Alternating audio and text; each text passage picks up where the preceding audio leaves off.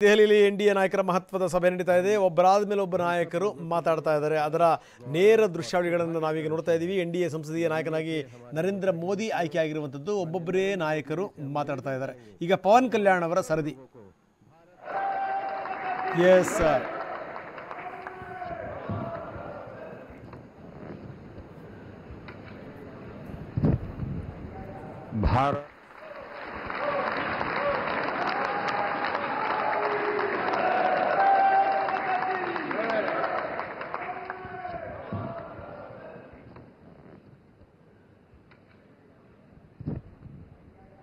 भारत माता की, भारत माता की।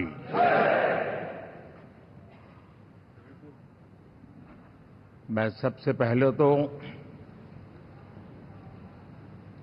इस सभागृह में उपस्थित एनडीए घटक दलों के सभी नेतागण, नवनिर्वाचित सभी सांसदगण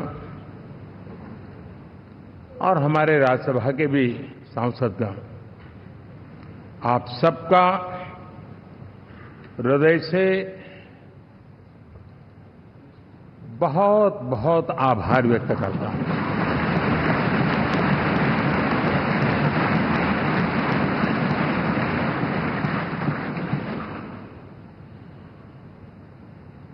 मेरे लिए खुशी की बात है कि इतने बड़े समूह को आज मुझे यहां स्वागत करने का अवसर मिला है।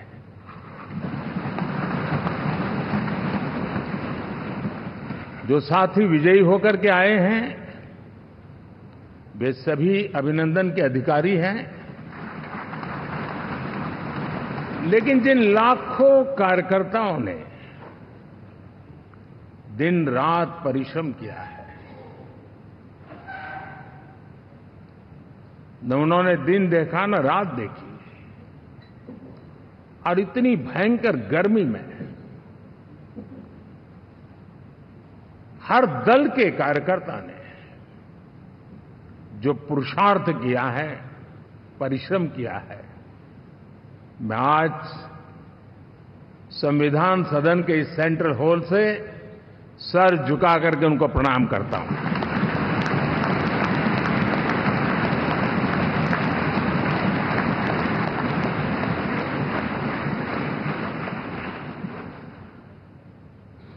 साथियों, मेरा बहुत सौभाग्य है कि एनडीए के नेता के रूप में आप सब साथियों ने सर्वसम्मति से चुन करके मुझे एक नया दायित्व दिया है,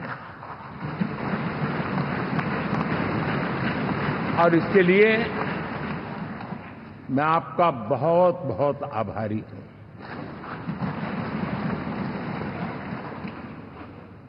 व्यक्तिगत जीवन में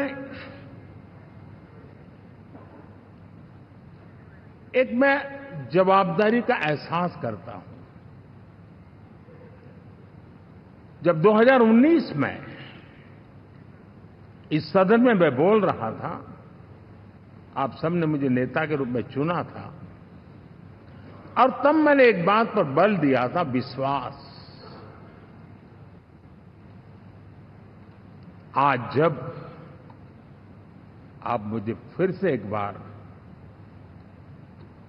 ये दायित्व देते हैं, इसका मतलब है कि हम दोनों के बीच, हम आपस में विश्वास का सेतु इतना मजबूत है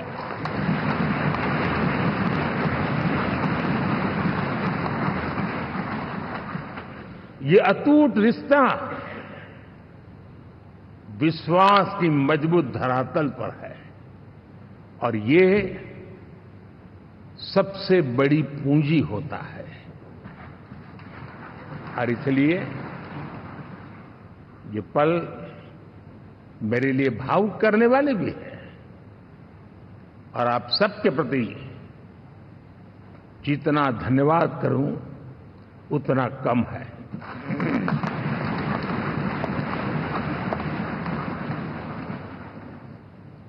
साथियों,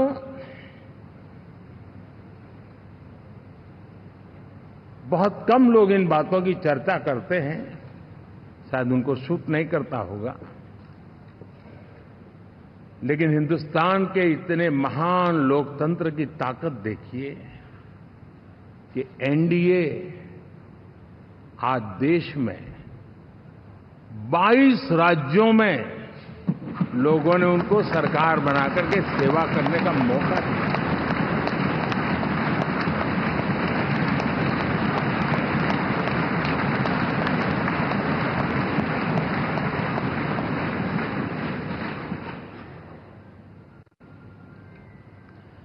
हमारा ये अलायंस सच्चे अर्थ में भारत की असली जो स्पिरिट है, जो भारत का आत्मा है, भारत की जड़ों में जो रचा बसा है, उसका एक अर्थ में प्रतिबिंब है।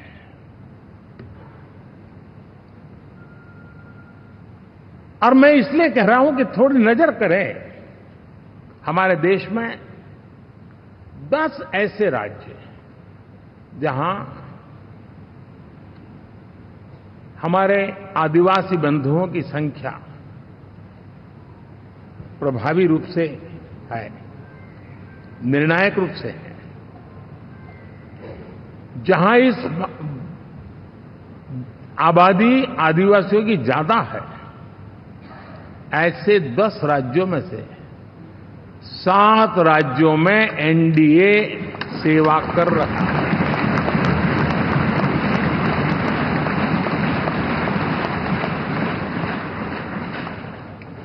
साथियों, हम सर्वपंथ संभाव के हमारे संविधान को समर्पित है और देश में चाहे हमारा गोवा हो या हमारा नॉर्थ ईस्ट हो, जहां बहुत बड़ी मात्रा में हमारे ईसाई भाई बहन रहते हैं, आज हम उन राज्यों में भी एनडीए के रूप में सेवा का अवसर हमें मिला हुआ है।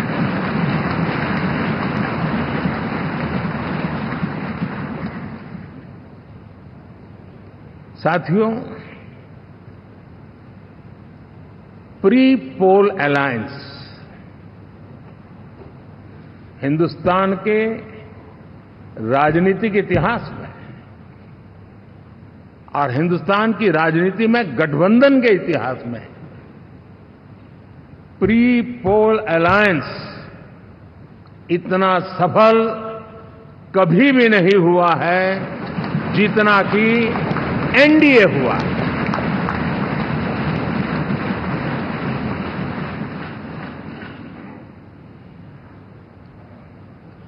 और ये गठबंधन का विजय, हमने बहुमत हासिल किया है और मैं कई बार कह चुका हूं, शब्द अलग होंगे लेकिन मेरे भाव उसमें एक सातत्य है। सरकार चलाने के लिए बहुमत आवश्यक है, लोकतंत्र का वही एक सिद्धांत है, लेकिन देश चलाने के लिए सर्वमत बहुत जरूरी होता है।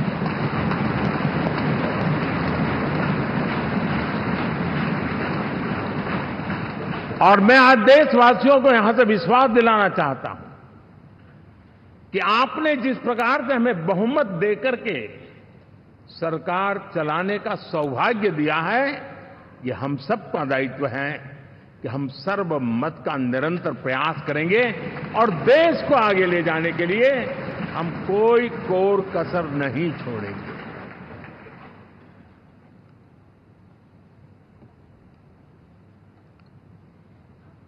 साथियों, एनडीए को करीब करीब 3 दशक हो चुके हैं। यानी आजादी के 75 साल में 3 दशक एनडीए, ये सामान्य घटना नहीं है जी। विविधता से भरे हुए अपनी लोकतांत्रिक और सामाजिक रचना के बीच में ये 3 दशक की यात्रा एक बहुत बड़ी मजबूती का संदेश देती है।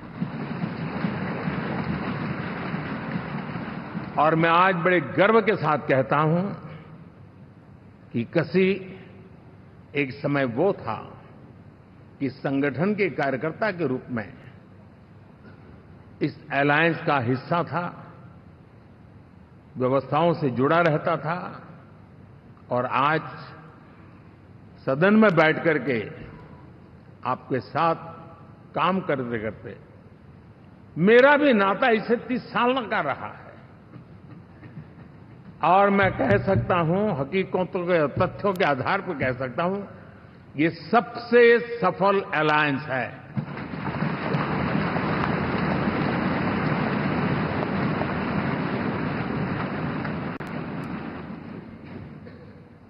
हम गर्व से कह सकते हैं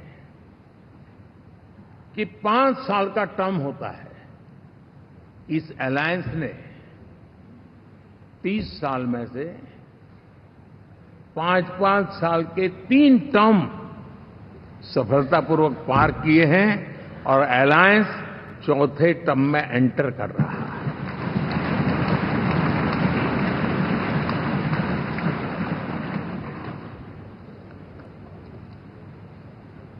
साथियों, इस बात को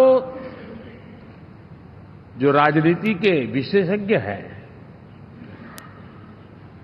अगर मुक्त मन से, मुक्त मन शब्द बहुत महत्व का है,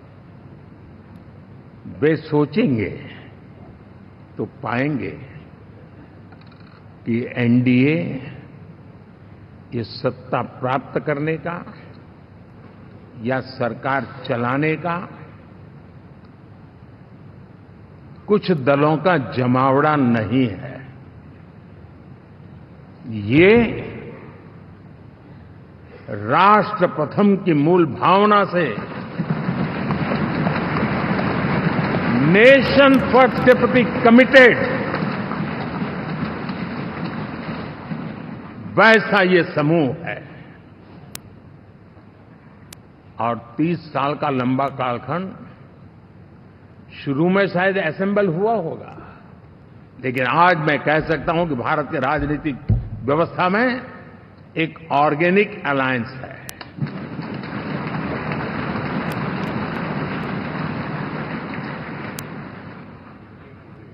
और ये मूल्य श्रद्धेय अटल बिहारी वाजपेयी, श्री प्रकाश सिंह जी बादल, श्री बाला साहब ठाकरे, श्री जॉर्ज फर्नांडिस, श्री शरद यादव, अनगिनत नाम मैं कह सकता हूं।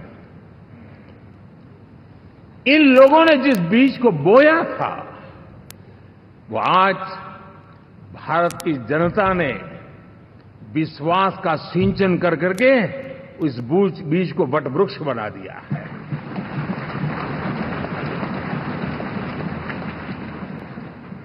और हम सबके पास ऐसे महान नेताओं की विरासत है और हमें इसका गर्व है। बीते 10 वर्षों में हमने एनडीए की उसी विरासत, उसी मूल्यों को लेकर के निरंतर आगे बढ़ने का और देश को आगे बढ़ाने का प्रयास किया। जब मन से राजनीति के विश्लेषक अगर विश्लेषण करेंगे तो देखेंगे कि एनडीए का जो लोग दिखते हैं ना, उसमें एक कॉमन चीज नजर आती है और वो है गुड गवर्नेंस। इन सब ने अपने अपने समय में, अपने अपने कार्यकाल में जब जब जहां सेवा करने का मौका मिला है, गुड इस देश को दिया है। और इस प्रकार से एनडीए एक प्रकार से, एनडीए कहते ही गुड गवर्नेंस ये अपने आप पर्यायवाची बन जाता है। साथियों, हम लोगों के सभी के कार्यकाल में, चाहे मैं गुजरात में रहा हूं या बाबू हमारे आंध्र में रहे हो या नीतीश जी ने के लिए भरपूर सेवा की हो, हम सबके अंदर केंद्र बिंदु में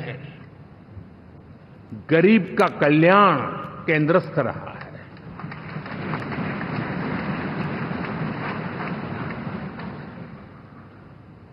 और देश ने एनडीए के गरीब कल्याण के, गुड गवर्नेंस के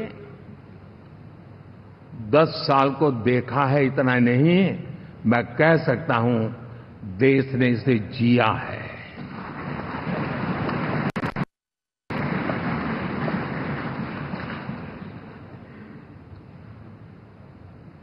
जनता जनार्दन ने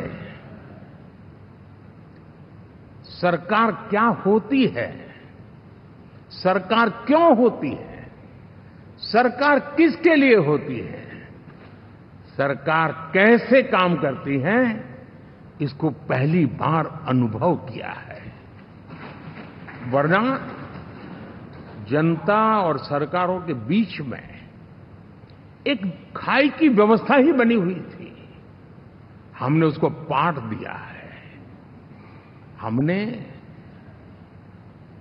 सबका प्रयास का मंत्र देश को नई ऊंचाई पर ले जाने के लिए चरितार्थ करके देखा है। साथियों, एनडीए सरकार में हम अगले 10 साल में, मैं बहुत जिम्मेवारी के साथ कह रहा हूं, अगले 10 साल में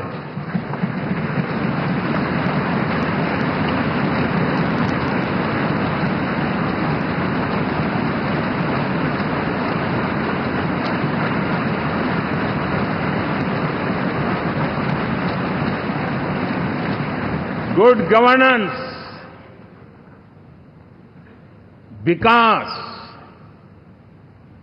नागरिकों के जीवन में क्वालिटी ऑफ लाइफ, और मेरा व्यक्तिगत रूप से एक बहुत बड़ा ड्रीम है,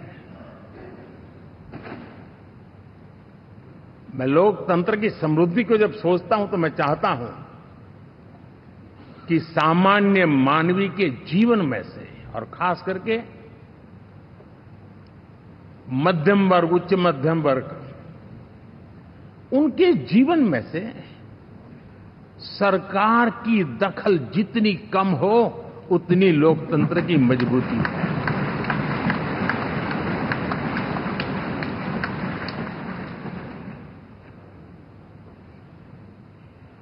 और आज के टेक्नोलॉजी के युग में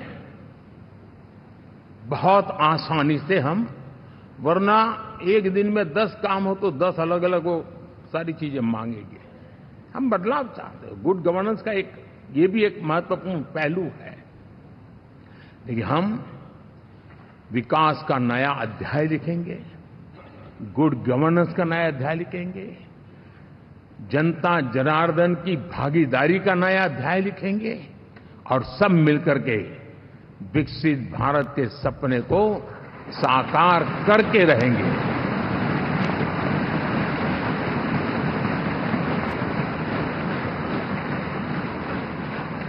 साथियों, एनडीए में, और मैं अगर विस्तार से कहूं तो सदन में किसी भी दल का कोई भी जनप्रतिनिधि होगा, मेरे लिए सब बराबर है।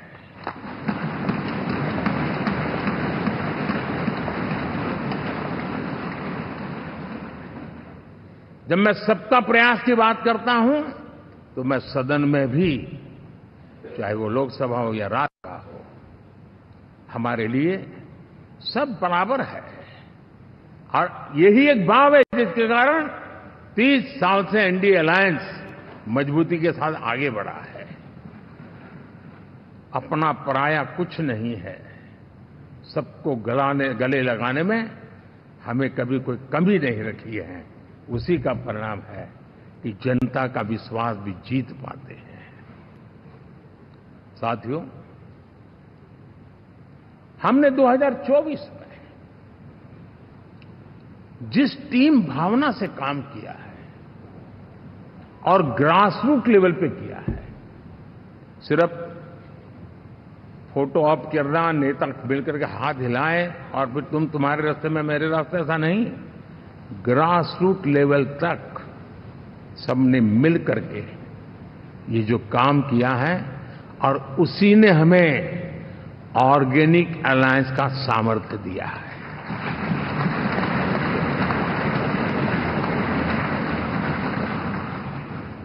एक दूसरे का सहयोग किया है।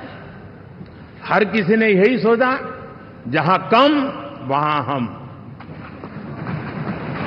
अगर कोई कमी है तो मैं आऊंगा, मैं मेहनत करूंगा, लेकिन तुम्हें कमी नहीं रहने दूंगा। जहां कम वहां हम, ये हर कार्यकर्ता ने जी करके दिखाया है और तभी तो जीत आती है। साथियों, कभी कभी मैं कह सकता हूं कि हमारा 10 साल का अनुभव है, भारत के हर क्षेत्र का और भारत के हर नागरिक का जो एस्पिरेशंस हैं, रीजनल एस्पिरेशंस हैं, वे और नेशनल एस्पिरेशंस, इसका एक अटूट नाता होना चाहिए। इसके बीच में हवा तक गुजर न सके, इतना जुड़ाव होना चाहिए, तब देश आगे बढ़ता है।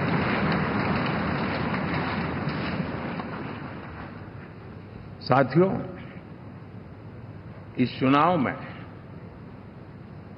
मैं कुछ उल्लेख जरूर करना चाहूंगा जो मेरी नजरिए से मैंने देखा है। दक्षिण भारत में एनडीए ने एक नई राजनीति की नींव मजबूत की है।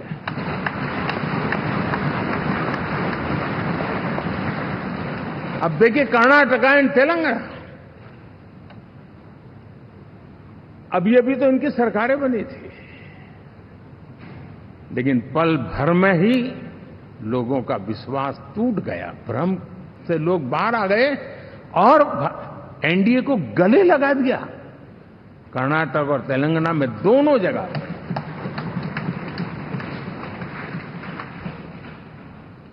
साथियों, तमिलनाडु, मैं तमिलनाडु की टीम को भी बधाई देना चाहूंगा।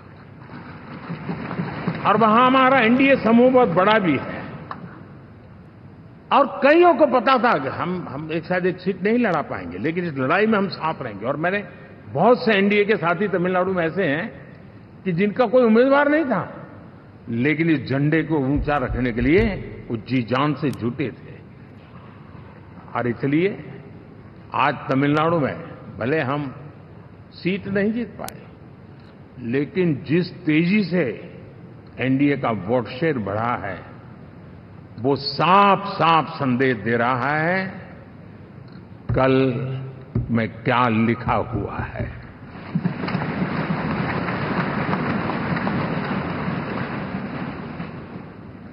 साथियों, पुडुचेरी हो, केरला, हमारे सैकड़ों कार्यकर्ताओं के बलिदान हुए हैं। यूडीएफ हो या एलडीएफ हो, शायद हिंदुस्तान के राजनीतिक जीवन में इतना जुल्म एक विचारधारा को लेकर के जीने वाले लोगों पर हुआ होगा तो सिर्फ मैं कह सकता हूं केरल में हुआ है। जम्मू कश्मीर से भी ज्यादा हुआ है। उसके बावजूद भी सामने कहीं विजय नजर नहीं आता था। उन्होंने परिश्रम की पराकाष्ठा में कभी पीछे नहीं रहे, पीढ़ियां खपा दी। और आज पहली बार संसद में केरल से हमारा प्रतिनिधि बन के आया।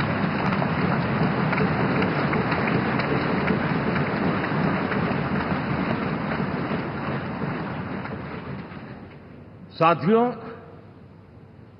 अरुणाचल में हमने लगातार हमारी सरकार बनती रही है और भारी समर्थन से बनती है। सिक्किम में भी हमारे एनडीए की सरकार करीब करीब क्लीन स्वीप के साथ, अरुणाचल क्लीन स्वीप, आंध्र, मैं अबू बाबू को पूछ रहा था, बोले हिस्टोरिकली ये सबसे हाईएस्ट विक्ट्री है।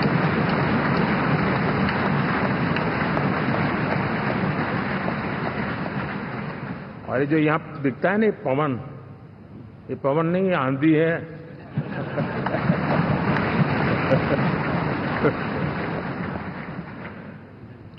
आंध्र ने इतना बड़ा हमारे प्रति जनमत दिया है। हिंदुस्तान के लिए एक सामान्य मानवीय की विकास की जो जिजीविषा है उसका प्रतिबिंब है। और महाप्रभु जगन्नाथ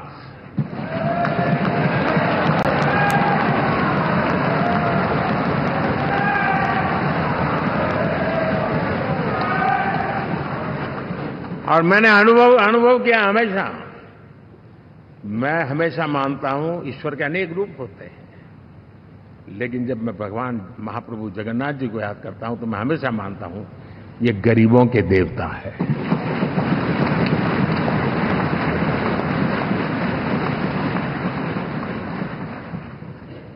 और वहां जो क्रांति रूप परिणाम आया है, मैं इसे एक रिवॉल्यूशन देख रहा हूं। और मैं इसके साथ कह सकता हूं कि विकसित भारत का हमारा जो सपना है, आने वाले 25 वर्ष, पहले मैंने 10 साल कहा था, या मैं 25 साल कह रहा हूं, आने वाले 25 साल महाप्रभु जगन्नाथ जी की कृपा से उड़ीसा देश की विकास यात्रा के ग्रोथ इंजन पैकी एक होगा।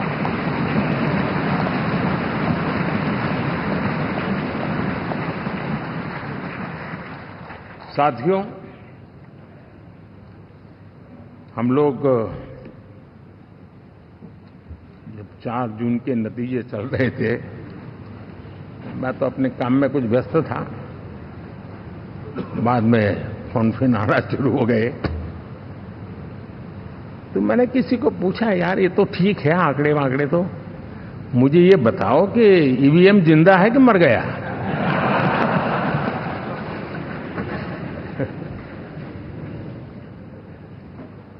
क्योंकि ये लोग तय करके बैठे थे कि भारत के लोकतंत्र और लोकतंत्र की प्रक्रिया के प्रति विश्वास ही लोगों का उठ जाए, और लगातार ईवीएम को गाली देना। और मुझे तो लगता था कि शायद इस बार वो ईवीएम की अर्थी का जुलूस निकालेंगे, लेकिन 4 जून शाम आते आते उनको ताले लग गए, ईवीएम ने उनको चुप कर दिया। ये ताकत है भारत के लोकतंत्र की, ये ताकत है भारत की निष्पक्षता की, ये भारत की ताकत है भारत के चुनावी तंत्र की, चुनाव आयोग की। और मैं मानता हूं कि ये आशा करता हूं कि 5 साल तो अब ईवीएम शायद मुझे नहीं सुनाई देगा, लेकिन जब 29 में हम जाएंगे तो फिर से शायद ईवीएम को लेकर के नाचने की शुरुआत करेंगे, क्योंकि इनके सुधरने की संभावना बहुत कम है। आप देखिए, चुनाव के समय मैंने पहली बार देखा, शायद हर तीसरे दिन इलेक्शन कमीशन के काम में रुकावट आए, इसके लिए सुप्रीम कोर्ट के दरवाजे खटखटाए गए, भांति भांति की एप्लीकेशन, और एक ही टोली थी। और लोकतंत्र के प्रति जिनका भरोभार अविश्वास है, ऐसे लोग सुप्रीम कोर्ट का उपयोग करते हुए कैसे रुकावट डाले, इसका निरंतर प्रयास करते रहे। और चुनाव आयोग की ताकत का एक बड़ा हिस्सा अदालतों में, इस पीक अवर्स में, चुनाव के पीक अवर्स में, यानी कितनी निराशा लेकर के ये लोग मैदान में आए थे कि उन्होंने पूरा हमला उसी इंस्टीट्यूट पे लगा दो ताकि चुनाव के कोई भी परिणाम आए हम दुनिया के सामने भारत को भी बदनाम कर लें। ये षड्यंत्र का हिस्सा था दोस्तों, और कभी भी देश उनको माफ नहीं करेगा। साथियों, इंडी गठबंधन वाले जब ईवीएम का विरोध करते हैं तो मैं सिर्फ एक चुनाव के रूप में नहीं देख रहा। मैं मानता हूं ये लोग मन से पिछली शताब्दी के सोच वाले लोग हैं। वे टेक्नोलॉजी को हम महत्व न समझते हैं, न टेक्नोलॉजी स्वीकार करने को तैयार है। और ये सिर्फ ईवीएम में दिखाई दिया ऐसा नहीं, यूपीआई में दिखाया। जब हमने कहा कि हिंदुस्तान के लोग डिजिटल ट्रांजैक्शन करेंगे, फिनटेक की दुनिया में आज हिंदुस्तान का नाम हो गया, मानने को तैयार नहीं। आधार आज देश की एक पहचान बना है। मैं तो देख रहा हूं कि मुझे कई देश कहते हैं कि हमें आधार की पद्धति से आगे बढ़ना है, आप कैसे मदद कर सकते हैं। उस आधार को रोकने के लिए सुप्रीम कोर्ट में बार बार जाकर के परेशानियां पैदा की। यानी मूलतः ये प्रगति के विरोधी, आधुनिकता के विरोधी, टेक्नोलॉजी के विरोधी इंडी अलायंस हमने देखा है। साथियों, इस देश के लिए ये भी चिंता का विषय है कि विश्व में भारत के लोकतंत्र की ताकत को कम आंकने का प्रयास, और कितना एक्सट्रीम है। मैं दुनिया में ढोल पीट रहा हूं कि हम मदर ऑफ डेमोक्रेसी है, और ये दुनिया में जाकर के बता रहे नहीं हमारे देश में तो डेमोक्रेसी ऐसा कुछ नहीं, कि वो मोदी बैठ गया है, वो एक चाय बेचने वाला यहां पहुंच कैसे गया, कुछ तो गड़बड़ की होगी। ये जो इनकी मनस्थिति है जी, भारत के नागरिकों को चुनाव प्रक्रिया के प्रति अविश्वास पैदा करने का जो उनका षड्यंत्र है, मैं मानता हूं कि अब दुनिया भी भारत के लोकतंत्र की विविधता, विशालता, व्यापकता, गहनता, इन सबको भी जानने समझने के लिए आकर्षित होगी। ऐसे ही इस चुनाव के नतीजे में देख रहा हूं। साथियों, जब 1 तारीख को मतदान पूरा हुआ और 4 तारीख को काउंटिंग, इस बीच की चीजों को आप देखिए। योजनाबद्ध तरीके से देश को हिंसा की आग में झोंकने का बयान दिए जाते थे। यहां इकट्ठे होना, यहां पहुंचना, यहां करना। कुछ लोग इस चीज को गंभीर नहीं लेते हैं, लेकिन ये बहुत गंभीर है। आप भारत के लोकतंत्र को, पहले उसकी व्यवस्था को अनादर करते हो, अब परिणाम आने से पहले एक ऐसा माहौल बना दो कि बस आग लगा देंगे। हर प्रकार से उन शब्दों का अर्थ यही निकलता है कि उन्होंने देश को उस दिशा में ले जाने का प्रयास किया था। लगातार देश को गुमराह करने का प्रयास किया गया, देश के लोगों को बांटने का प्रयास किया। अरे, चुनाव एक ऐसा लोकोत्सव होता है कि ज्यादा से ज्यादा लोगों को हम जोड़े, तोड़ने के लिए नहीं होता है। लेकिन हर प्रकार से कोशिश यही की गई है। साथियों, मैं मानता हूं कि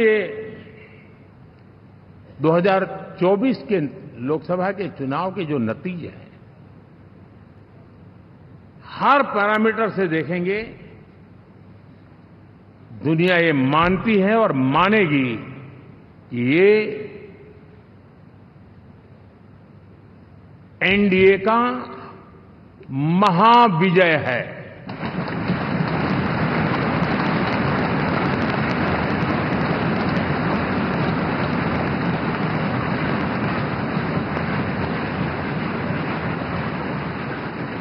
और आपने देखा 2 दिन कैसा चला, जैसे हम तो हार चुके हैं, गए। सब चारों तरफ यही दिखता था, क्योंकि उनको अपने कार्यकर्ताओं का मोरल हाई करने के लिए ऐसे काल्पनिक परेड ये करने पड़ रहे हैं। और साथियों, गठबंधन के इतिहास में अगर आंकड़ों के हिसाब से देखें तो ये सबसे मजबूत गठबंधन की सरकार है।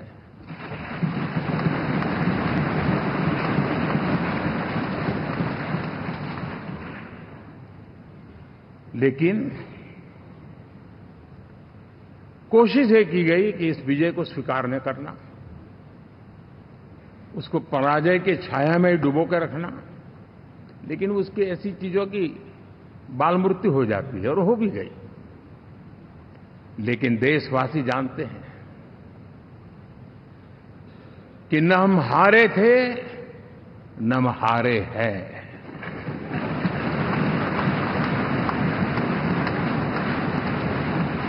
लेकिन 4 तारीख के बाद हमारा जो व्यवहार रहा है वो हमारी वो पहचान बताता है कि हम विजय को पचाना जानते हैं।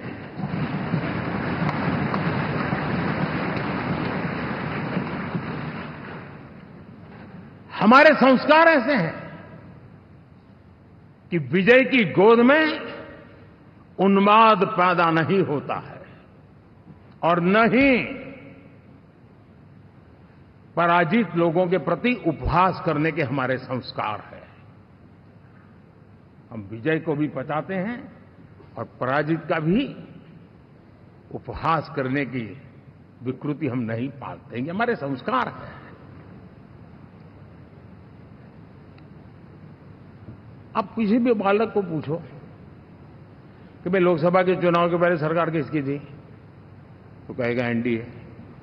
24 के नतीजों के बाद सरकार किसकी बनी, एनडीए। फिर हारे कहां से भाई? पहले भी एनडीए थी, आज भी एनडीए और कल भी एनडीए है।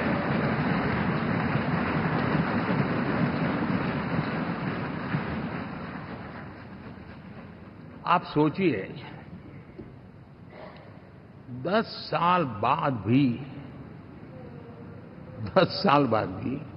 कांग्रेस 100 के आंकड़े को नहीं छू पाई।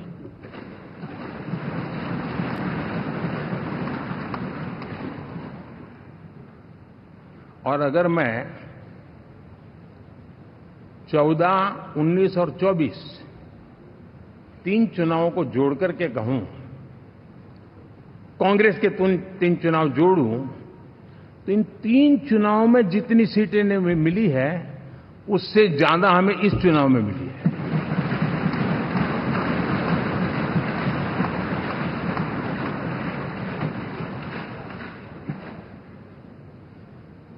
और मैं साफ देख रहा हूं साथियों, एनडीए वालों को अंदाज नहीं है। वे धीरे धीरे पहले तो डूब रहे थे, अब तेज गति से ये गर्त में जाने वाले हैं।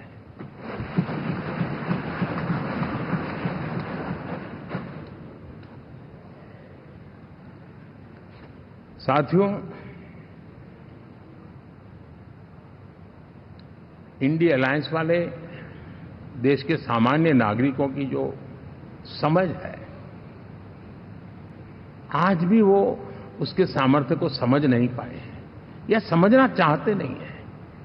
भारत के सामान्य व्यक्ति की भी एक समझ है, और जो जमीन से जुड़ा रहता है ना, वो समझ को छूता है, समझता है, पहचानता है। वो वहां नहीं है। साथियों, इन लोगों का जो व्यवहार रहा है 4 तारीख के बाद, मैं आशा करता था कि वे लोकतंत्र का सम्मान करेंगे, लेकिन उनके व्यवहार से लगता है कि शायद उनमें ये संस्कार आए, इसके लिए हमें और इंतजार करना पड़ेगा। और तो मैं ज्यादा कुछ कह नहीं सकता। और ये वो लोग हैं जो खुद की पार्टी के पीएम का अपमान करते हैं, उसके निर्णयों को फाड़ देते थे। खुद की पार्टी को विदेशी मेहमान आ जाए तो उसके लिए चेयर नहीं होती थी। ये सारे दृश्य आपने देखे हैं, ठीक। और मैं समझता हूं कि इन सारी स्थितियों में से हम लोकतंत्र की मजबूती और जनता जनार्दन के प्रति आस्था, इसको हम, साथियों, लोकतंत्र हमें सबका सम्मान करना सिखाती है। विपक्ष में भी जो सांसद जीत करके आए हैं, मैं उनको भी बधाई देता हूं।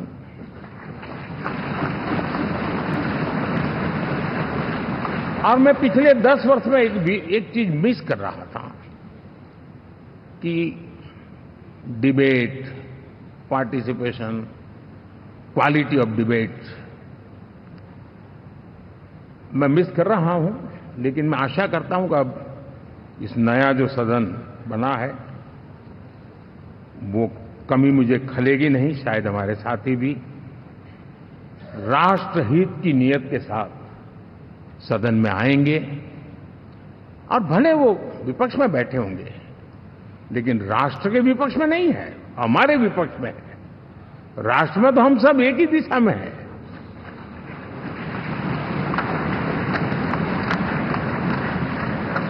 राष्ट्र में हमारा कोई पक्ष विपक्ष नहीं है। राष्ट्र में तो हम 140 करोड़ है।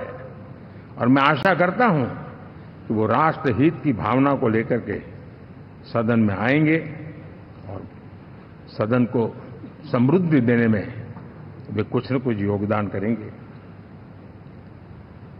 साथियों, 24 का जनादेश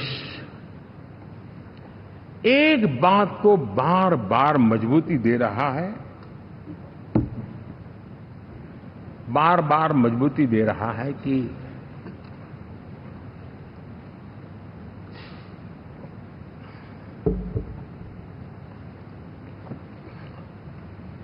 देश को आज के वातावरण में सिर्फ और सिर्फ एनडीए पर ही भरोसा है।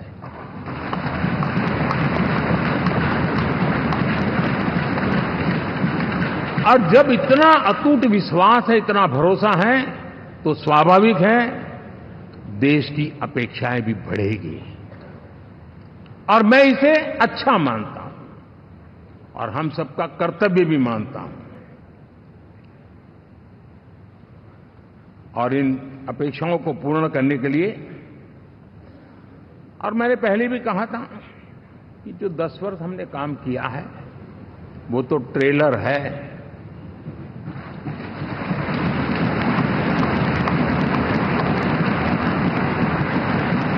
और वो मेरा चुनावी वाक्य नहीं था, ये मेरा कमिटमेंट है। हमें और तेजी से, और विस्तार से, और तेज गति से देश के आकांक्षाओं को पूर्ण करने में रत्ती भर भी विलंब नहीं करना है।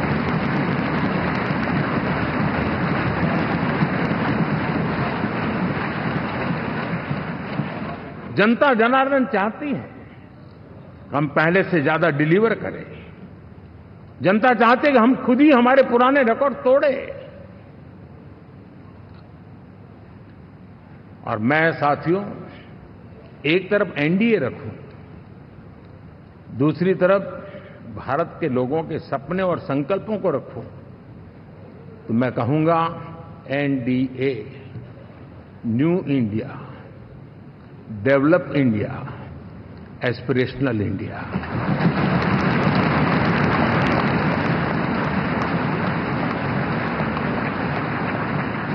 और इसी सपने और संकल्पों को पूरा करना ये हम सबका संकल्प भी है, कमिटमेंट भी है और हमारे पास रोड मैप भी है।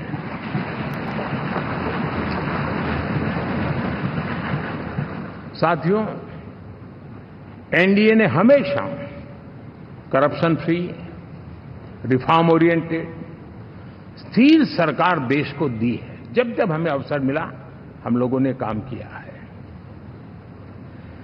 उसके सामने कांग्रेस नेतृत्व वाली यूपीए, अब उन्होंने पुरानी अपनी छवि सुधारने के लिए नाम बदल दिया, लेकिन पहचान घोटालों की है।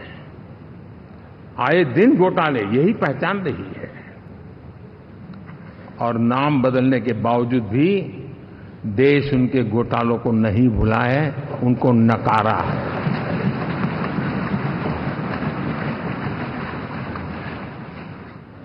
और मैं कह सकता हूं साथियों, इंडी अलायंस वालों ने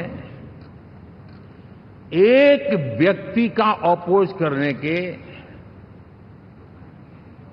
वन पॉइंट एजेंडा के कारण देश की जनता ने उनको ही ऑपोजिशन में बिठा दिया है।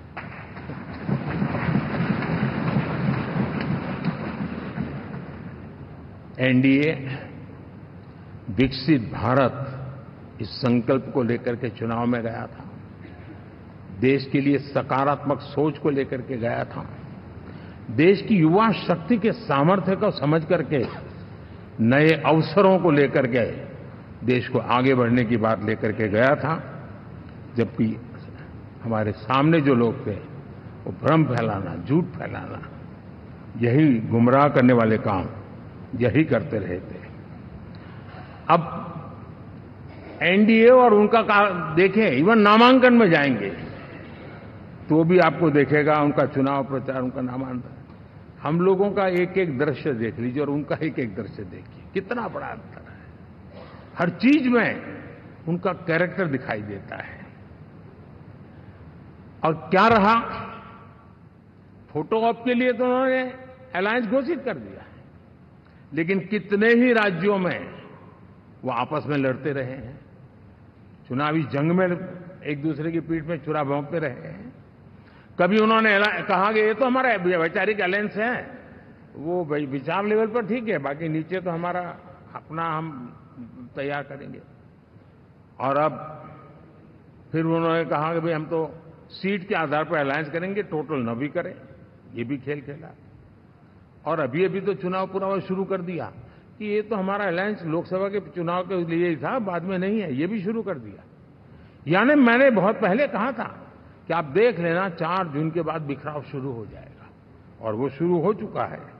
इसका मतलब ये हुआ कि वो सिर्फ और सिर्फ सत्ता सुख के लिए एक दूसरे का साथ देने की कोशिश करते थे, लेकिन उनमें उनका अगर स्वार्थ निश्चित होता तो साथ देना, वरना नहीं देना, ये कैरेक्टर था।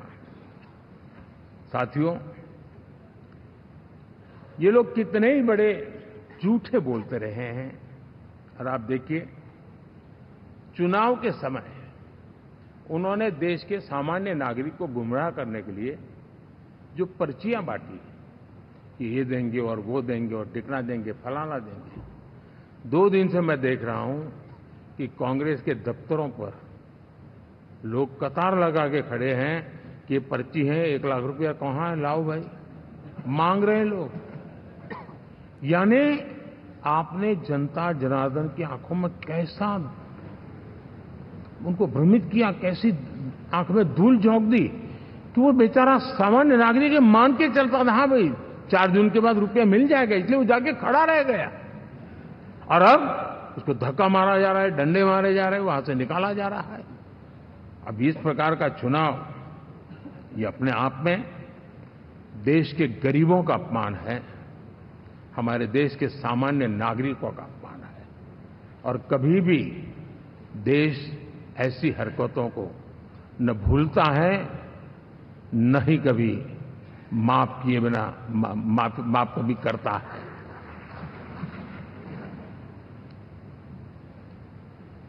साथियों, हमारे लिए संतोष की बात है कि हम एक कमिटमेंट से काम कर रहे हैं। 10 साल में हमने 25 करोड़ गरीबों को गरीबी से बाहर निकाला है।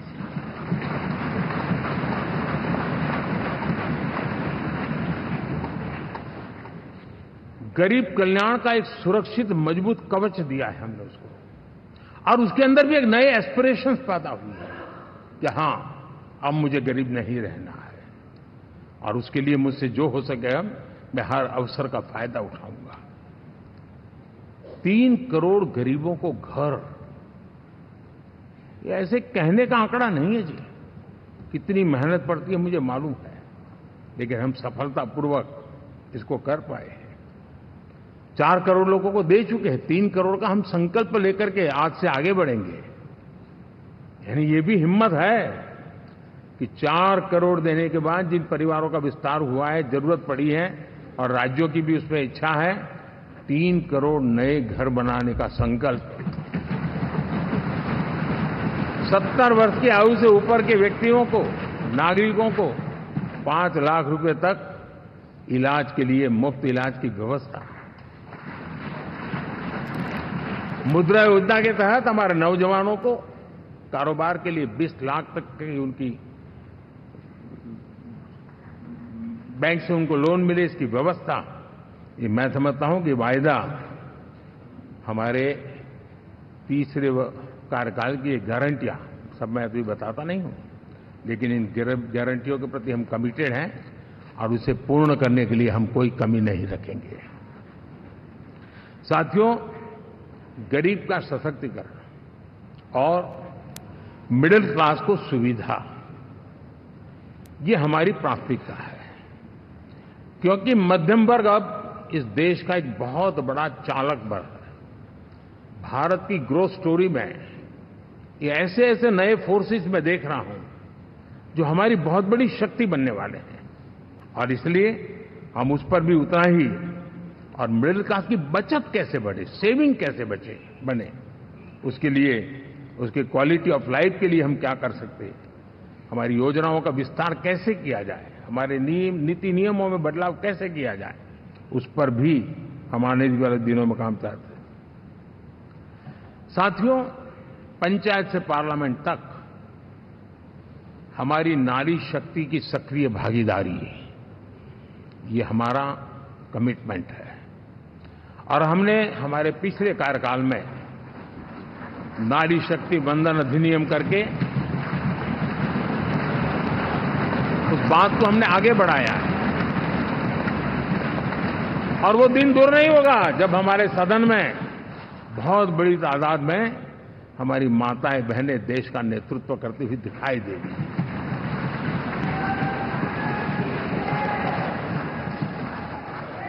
इस पूरे चुनाव में हम सबसे ज्यादा महिला उम्मीदवारों को टिकट देने वाली पार्टी रहे हैं, ये हमारा कमिटमेंट है।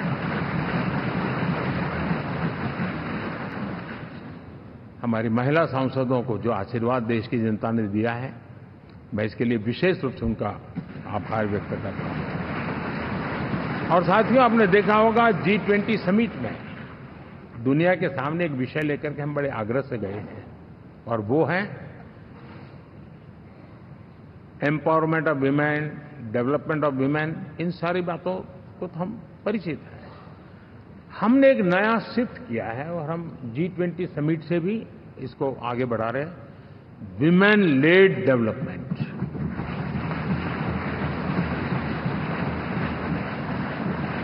एक बार हमारा इस प्रकार का कमिटमेंट बनता है तो परिवर्तन बिल्कुल साफ नजर आता है।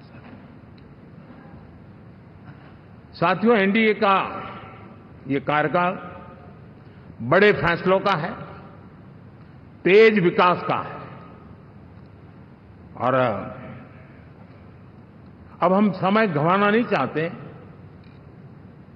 कि हम 5 नंबर की इकोनॉमी से 3 नंबर की इकोनॉमी पर पहुंच रहे हैं।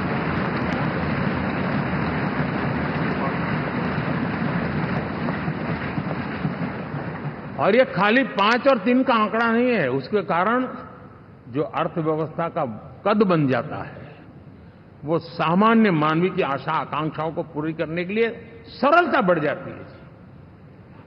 देश के लिए जो जरूरतें हैं वो आराम से पूरी करने का सामर्थ्य बन जाता है, और इसलिए हम उस दिशा में बड़ी कोशिश करके आगे बढ़ना चाहते हैं। राज्यों का सहयोग भी उसमें उतना ही महत्वपूर्ण है, और भारत के संविधान ने हमें जिस प्रकार का दिशा निर्देश किया है कोऑपरेटिव फेडरलिज्म का, लेकिन मैंने उसमें आग्रह रखा है कॉम्पिटिटिव कोऑपरेटिव फेडरलिज्म। हमारे राज्यों के बीच में भी तंदुरुस्त स्पर्धा हो, राज्य और केंद्र के बीच में भी तंदुरुस्त स्पर्धा हो, हम अच्छा करने की स्पर्धा करें, और उस दिशा में हम आगे बढ़ना चाहते हैं। और हमने देखा है कि जब मैं कॉम्पिटिटिव कोऑपरेटिव फेडरलिज्म की बात करता हूं, आपने देखा G20 समिट हम एक जगह पे कर सकते थे, हम भी मालाएं पहन करके फोटो निकलवा सकते थे, लेकिन हिंदुस्तान के अनेक शहरों में 200 से ज्यादा मीटिंगें हुई, और दुनिया भर के नीति निर्धारक जो कहे G20 देशों के और बाकी भी 5-7 देशों के, वो हिंदुस्तान के कोने कोने में गए, उनके देशों में जाकर के भारत की विविधता, भारत की विशालता, इसकी चर्चा कर रहे हैं। उनके लिए आश्चर्य है, हमने तो दिल्ली आकर के वापस जाते थे, पता ही नहीं था कि देश इतना बड़ा है। तो ये अपनी एक ताकत का परिचय हुआ है। हमने कोविड में देखा, राज्यों के साथ कोऑपरेशन के साथ हमने जिस प्रकार से लड़ाई लड़ी और एक सूत्र में रह करके लड़े, दल किसी का भी हो सरकार में, लेकिन हमने इस काम को किया क्योंकि हमारा कोऑपरेटिव फेडरलिज्म के प्रति कमिटमेंट है। एस्पिरेशनल डिस्ट्रिक्ट एक ऐसा मॉडल है गवर्नेंस का जिसमें राज्य भी उतना ही सक्रियता से हमारे साथ जुड़े हुए हैं और डेवलपिंग कंट्रीज हैं ऐसा मॉडल प्रस्तुत हो। अब तो केस स्टडी के रूप में दुनिया के अनेक यूनिवर्सिटी केस स्टडी करना शुरू की है। अब उसको हम आगे बढ़ाते हुए एस्पिरेशनल ब्लॉक की तरफ ले जा रहे हैं ताकि हमारे ग्रास रूट लेवल पे भी जो वीक एरियाज हैं, जहां सुविधाएं अभी सामान्य एवरेज से भी नीचे हैं, उसको हम जल्दी से जल्दी उस स्टेट की एवरेज तक लाना चाहते हैं। देश का रीजन कोई भी क्षेत्र हो, सर्वांगीण विकास को लेकर के हम चले हैं। साथियों, गत 10 वर्ष में इंफ्रास्ट्रक्चर के क्षेत्र में हमने एक बहुत बड़ा यानी सोचने में भी बदलाव लाए। जमीन पर तो लाए, वरना हमारे देश में सोचा चलेगा यार, अरे एक बार कर लो ना, उस सहारे में से बदलाव नहीं। अब तो अच्छा ही चाहिए, बड़ा ही चाहिए, जल्दी से जल्दी पहुंचाने वाला चाहिए। सामान्य मानवी के मन को हमने इससे प्रेरित भी किया है और पुरुषार्थ करके हमने उस दिशा में काम किया है। 5 साल में हमें गति शक्ति यानी इस प्रकार के प्लेटफॉर्म पर जो काम किया है, जो काम 6-6, 8-8 महीने तक नहीं होता था, वो आज 15-20 दिन में कर सकते हैं। सर, टेक्नोलॉजी का उपयोग करके हम काम कर रहे हैं और ये जब होता है तो उसका मूल फायदा देश के नौजवानों के लिए रोजगार के अति अवसर बन जाते हैं। उनके लिए जीवन में सिलेक्शन के लिए बहुत बड़ा दायरा बढ़ जाता है और वो हमें साथियों, आज भारत दुनिया में विश्व के लिए एक नया मैन्युफैक्चरिंग हब के रूप में उभर रहा है। और जब हम मैन्युफैक्चरिंग हब कह रहे हैं तब सिर्फ इलेक्ट्रॉनिक गुड्स या सर्विसेज की मैं बात नहीं कर रहा हूं। मैं फूड प्रोसेसिंग में भी आज दुनिया में हम बहुत तेजी से आगे बढ़ रहे हैं और वो भारत के किसानों को बहुत बड़ी ताकत देने वाला है।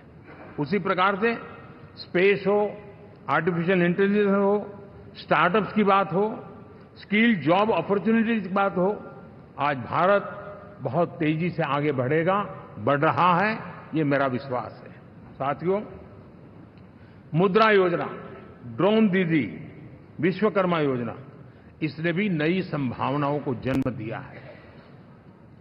साथियों, हमारी संस्कृति, हमारी विरासत, उसके प्रति हम जितना ध्यान केंद्रित करेंगे, दुनिया के लिए आकर्षण का केंद्र बनेगा और इसलिए हम उन दिशा में, और मैं मानता हूं भारत के लिए टूरिज्म एक ऐसा एवेन्यू है जो गत शताब्दी में हमें कभी, आज से लेकर के पीछे के 100 साल में कहूं, ऐसा अवसर नहीं मिला है जैसा आने वाले 25 साल में मिलने वाला है।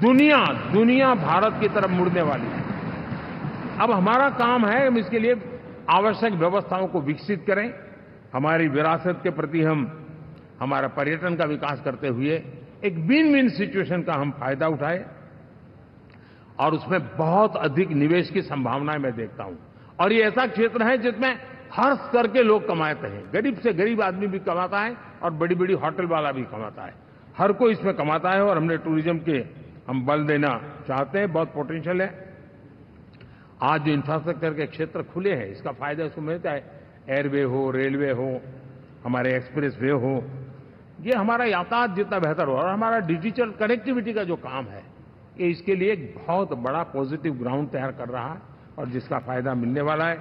और जो वोकल फॉर लोकल और रीजनल टूरिज्म, इसको एक बल देने का काम है। साथियों, अब दुनिया एक नए युग में प्रवेश रही है। जिस समय औद्योगिक क्रांति हुई, उस समय हम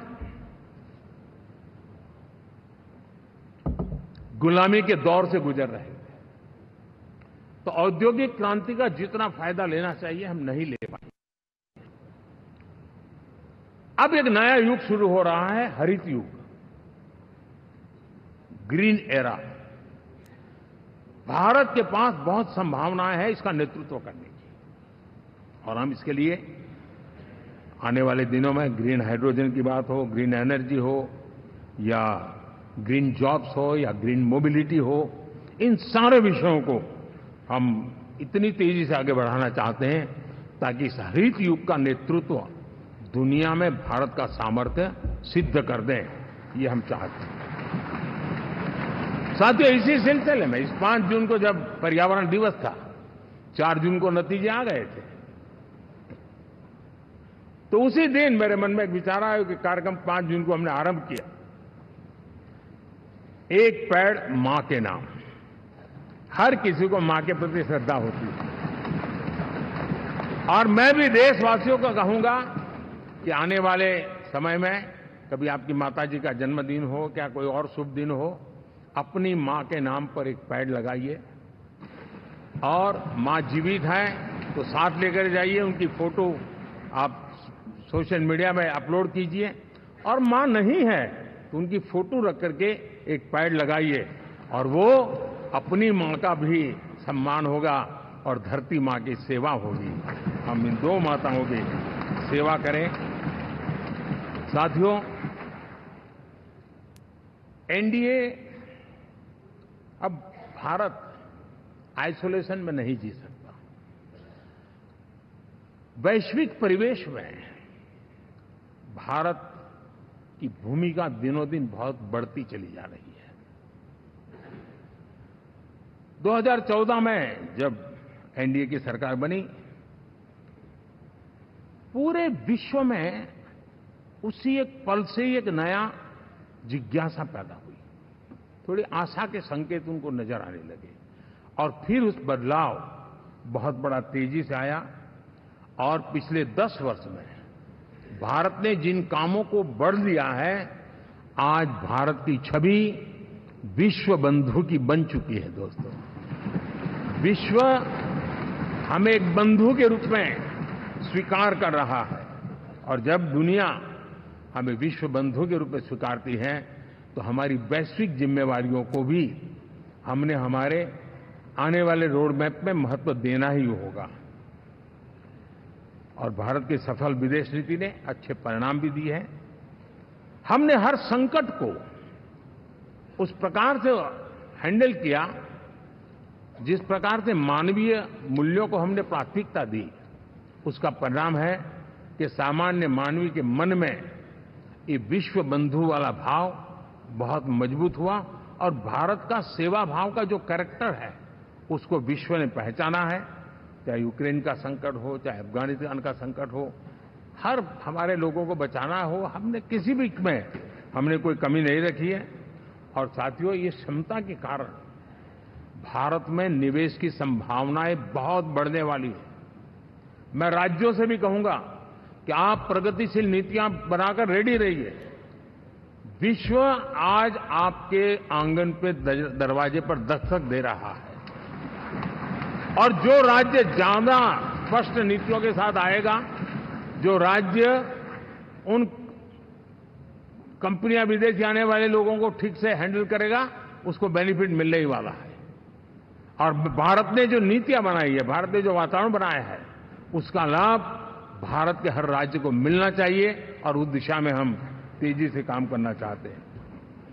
साथियों, हमने G20 समिट में देखा है, दुनिया का भारत के प्रति नजरिया बदला है। जो लोग इन चीजों को माइन्यूटली देखते होंगे उनको पता होगा कि G20 एक प्रकार से कई संकटों से गुजर रहा था। उतार चढ़ाव आते रहते थे, बिखराव भी नजर आ रहा था, लेकिन भारत में G20 आने के बाद नए प्राण से भर गया है, नया सामर्थ्य आ गया है। और ये भारत की ताकत है कि उसने पूरे विश्व को जोड़ने में G20 के माध्यम से बहुत बड़ा काम किया है। और उसके इन दिनों भी जो परिणाम आए, इसके बाद मेरा काफी समय विदेश के सरकारों से फोन अभिनंदन स्वीकार करने में गया, और शायद मैं 2014 में 19 में भी ऐसा अनुभव नहीं था जितना इस बार फ्लो है। दुनिया के करीब करीब, अब नाम ले, उसने भारत को शुभेच्छा व्यक्त की है या बात करने की कोशिश की है। यानी ये वैश्विक जो हमारा ताकत है उसका परिचय करवा रहा है और उसके कारण मैं मानता हूं कि विश्व में हमारा सम्मान और साथ-साथ भारत में निवेश, ये दोनों संभावनाएं बढ़ रही है। साथियों, हमारे संविधान का 75वां वर्ष है। हम चाहते हैं कि संविधान हमारी संवैधानिक संस्थाओं का संरक्षण भर इसके मात्र के लिए है, ऐसा नहीं, कोई अदालत में धाराओं का उपयोग करके काम करने के लिए नहीं है। ये एक हमारी भावना है, हमारा स्पिरिट है और हमें इस 75 साल को ऐसे मनाना है ताकि हम संविधान के स्पिरिट को जन जन तक पहुंचाएं। हर जन को संविधान की जो भावना है, कर्तव्य की भावना है, अनेक बात ऐसे इस बात है, उन सब प्रति समर्पण उसका बढ़े, उस दिशा में हम काम करना चाहते हैं। साथियों, छत्रपति शिवाजी महाराज के राज्याभिषेक के 350 वर्ष के उत्सव में देश आज रंगा हुआ है और हमारे लिए सबसे बड़ी प्रेरणा है क्योंकि उसमें राष्ट्र प्रथम की भावना है। छत्रपति शिवाजी महाराज को याद करते ही राष्ट्र प्रथम की भावना हमें मजबूती देती है और इसलिए हम देश में इसी एजेंडा को आगे रखते हुए और जब इसी समय 350 साल का पर्व आया है तो हमें अपनी पॉलिसी और परफॉर्मेंस और सामान्य मानवीय का जीवन बेहतर करना है, उसमें जरा भी विलंब नहीं करना है। साथियों, विकास की सारी तैयारियां, रोड मैप लेकर को हम चलेंगे ही, चल रहे हैं, लेकिन साथ साथ हम नए नए सांसद आए हैं, कुछ पुराने सांसद हैं, कुछ ज्यादा अनुभवी सांसद भी हैं। आप देखते हैं कि इन दिनों पिछले 2 दिन से आप टीवी पे देखते होंगे, एक भी सच्चाई मुझे उसमें नजर नहीं आई। कोई ये कह रहा है, कोई वो कह रहा था, सब मैंने कहा मुझे जरा पूछो तो कहां से गपगोले चला रहे हैं, किसी के खाते में कुछ भी डालकर चल रहा है। तो मतलब ये थोड़े दिन, क्योंकि 10 साल से ऐसे अवसर नहीं मिले हैं, तो शायद ये उबाल जरा ज्यादा रहेगा। लेकिन आप मान के चलिए जी, ऐसे लोग कोई पहुंचेंगे, बस साहब मेरा अच्छा संबंध है, मंत्री में आपका नंबर कर सकता हूं, आया, हमें भी पता नहीं होता यार, हो सकता है मिनिस्टर बनने का ही रास्ता होगा तो हम भी गलती से उसका हाथ पकड़ लेते हैं और वो पता नहीं वो किस खाई में डुबो देता है।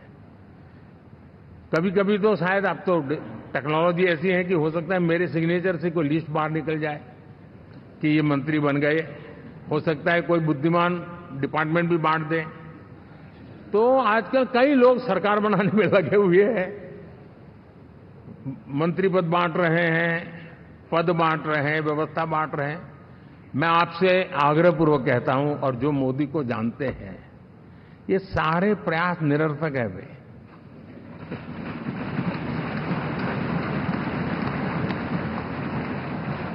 आप भी किसी का फोन आ जाए तो 10 बार वेरीफाई कीजिए कि जिसने फोन किया है वो सचमुच में अथॉरिटी है। अदरवाइज कोई भी कहे भाई आपका नाम हो गया है, सुबह परिवार को बुला लीजिए, शपथ समारोह में आना है, हो गया। तो ऐसी गपबाजी करने वाली एक बहुत बड़ी फौज रहती है। कुछ लोग आदतन करते रहते हैं, कुछ लोगों को मजाक आती है लेकर, और कुछ लोग बदिरादे से करते हैं। मेरा सभी सांसदों से आग्रह है कि हम इन सारे षड्यंत्रों का शिकार न बने। दूसरा, हमारे जो इंडिया अलायंस वालों ने इस चुनाव में फेक न्यूज में एक्सपर्टाइज कर लिया, डबल पीएचडी कर लिया उन्होंने, वो शायद इसका भरपूर उपयोग करेंगे। हम कृपा करके इन चीजों से दूर रहें, अफवाहों से दूर रहें। ये जो टीम बैठी है वो अनुभवी टीम है, मुझे भी सही सलाह देने वाली टीम है, और इसलिए टीम मिलकर के बहुत सही निर्णय करने वाली है। कृपा करके ब्रेकिंग न्यूज के आधार पर देश चलेगा नहीं, ये मान के चलिए।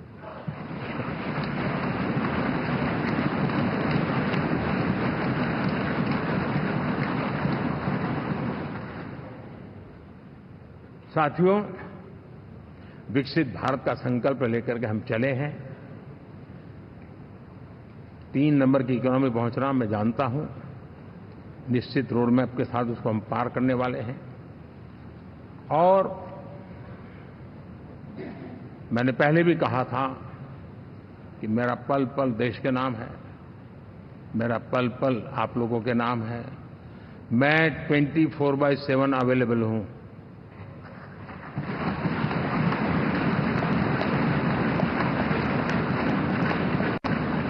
हमें मिलकर के देश को आगे बढ़ाना है।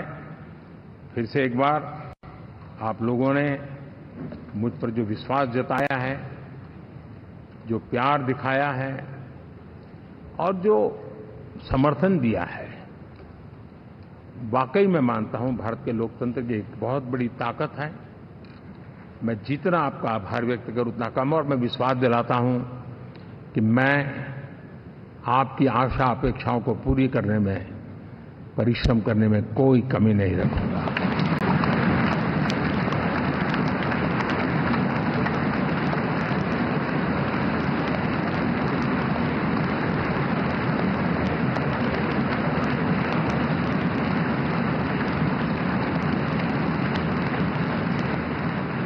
मेरे लिए जन्म सिर्फ और सिर्फ 1 लाइफ 1 मिशन, और वो है मेरी भारत माता। ये मिशन है 140 करोड़ देशवासियों के सपनों को पूरा करने के लिए खप जाना।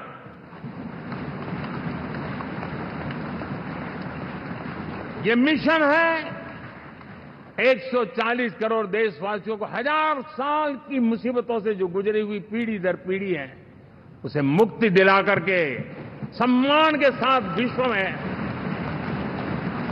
मेरा हर देशवासी दुनिया उसे देखे तो उसका मन कर जाए, काश ये हिंदुस्तान का है, अरे नजर मिल जाए तो अच्छा होगा। ये मैं स्थिति पैदा करना है। उसका मन लालायित होना चाहिए, हिंदुस्तानी है, अरे यार जरा हाथ मिला लूं, कुछ एनर्जी मुझे भी आ जाए। मैं देश को इस ऊंचाई पे ले जाना चाहता हूं। और साथियों, मुझे पक्का विश्वास है आपका साथ, आपका सहयोग, आपका अनुभव बहुत बड़े परिणामों की संभावनाएं लेकर के आया है। लोकसभा का ये गठन उन सभी आकांक्षाओं को पूरा करेगा। मैं फिर एक बार आप सबका हृदय से बहुत बहुत धन्यवाद करता हूं।